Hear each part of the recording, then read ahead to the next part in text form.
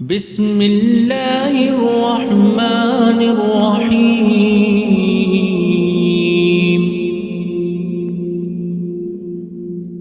أرأيت الذي يكذب بالدين